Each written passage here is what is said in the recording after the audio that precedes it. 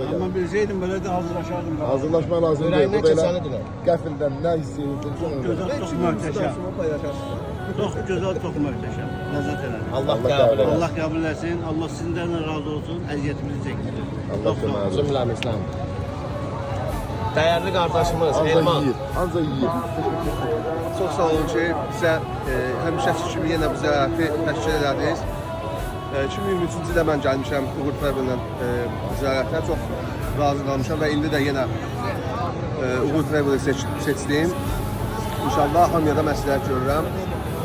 Necə lazımdır, gəlin ziyarətimizi eləyin.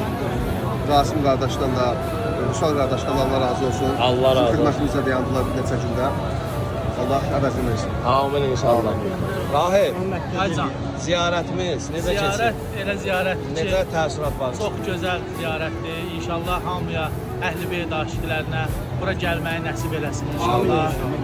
Bu eşqdir, gözəllikdir. Xidmətiniz necə? Allah sizə var eləsin, sizin sayənizdə də vasitə oldunuz bizə. İnşallah bizim kimi başqa zəvvarlar da gələr, bu gözəlliyi dadarlar inşallah. Amin. Öpürəm sizi. Rahib qardaşımızın ziyarətə gəlməyi qəfil olub. Bir gün içərisində alınıb. Allah gəlmək istəyənlərin hər birini nəsib eləsin. O bir dənə dostum vardı, o da gəlmək istəyirdi. Müəyyən səbəbə görə gələ bilmədi. Allah ona da nəsib eləsin. Amin inşallah. Amin. Amin. Dəvət varsa qabağını heç alınmaz.